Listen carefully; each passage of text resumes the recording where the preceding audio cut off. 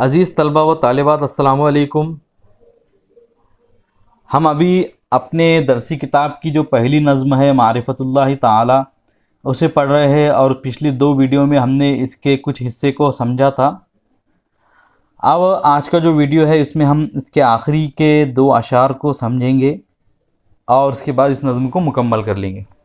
نظم کے جو آخری 2 اشعار ہے اس میں پہلے شعر کا ترجمہ دیکھیے۔ مقتدر ذو رحمت و آخذ بالناصیتی۔ مقتدر مطلب قدرت والا، ذو مطلب والا، اور رحمت مطلب رحمت، وا مطلب اور، آخذ مطلب گرفت کرنے والا، پکڑنے والا، بی مطلب ذریعے، اور الناصیہ مطلب سر کا اگلا حصہ، پیشانی کا اگلا حصہ یا سر کے اگلے حصے کے بال کو بھی کہہ سکتے ہیں۔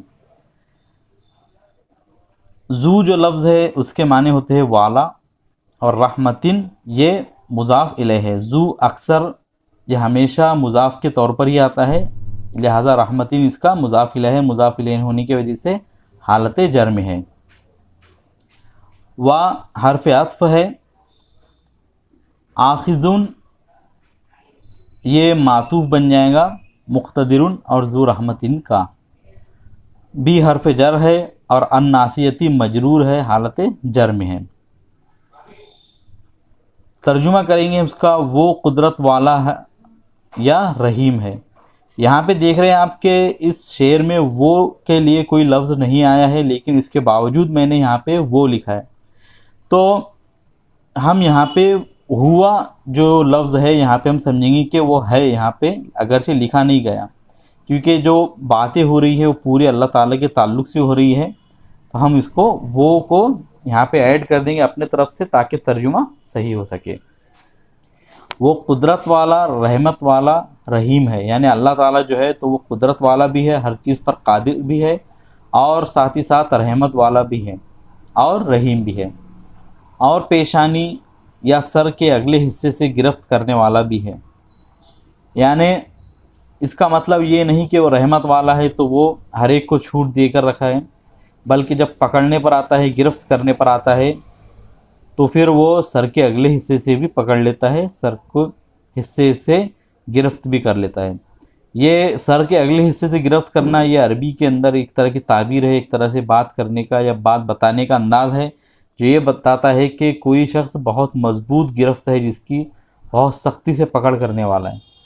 تو اس شعر کا مطلب یہ ہے کہ اللہ تعالیٰ قدرت والا بھی ہے، رحمت والا بھی ہے، لیکن کوئی بندہ یا کوئی شخص اس بات سے بدگمان نہ ہو جائے، کوئی شخص اس بات کو یہ نہ سمجھے کہ اللہ تعالیٰ رحیم ہے، رحمت والا ہے تو وہ مجھ کو آزادی دے دے گا، بلکہ وہ اگر چاہے تو گناہوں پر گرفت بھی کرتا ہے، اور گناہوں سے جب گرفت کرنے پر آتا ہے تو سر کے اگلے حصے سے پکڑ لیتا ہے، یعنی مضبوطی سے پکڑ سکتا ہے۔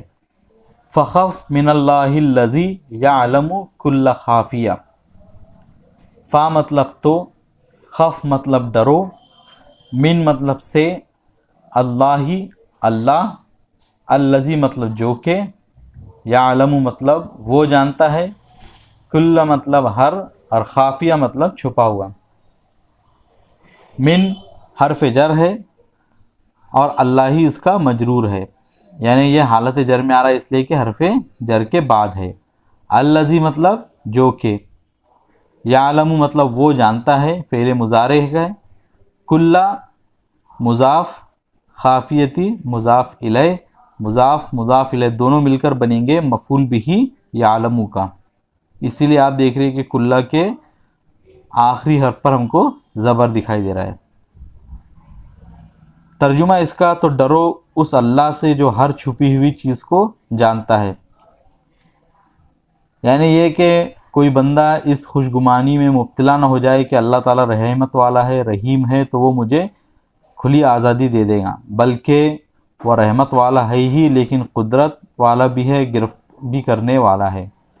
تو لہٰذا ہمیں ڈرنا چاہیے اللہ تعالیٰ سے، جو ہر چھپی ہوئی چیز کو جانتا ہے، جو ہر چھوٹے چھوٹے گناہوں کو جانتا ہے۔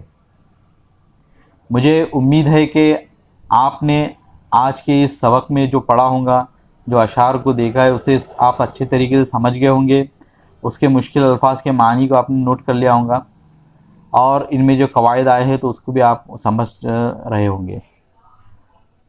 تو اگر کوئی کوشچن یا کوئی سوال ہو تو ضرور پوچھیں۔ ملیں گے آپ سے اگلی ویڈیو میں۔ السلام علیکم۔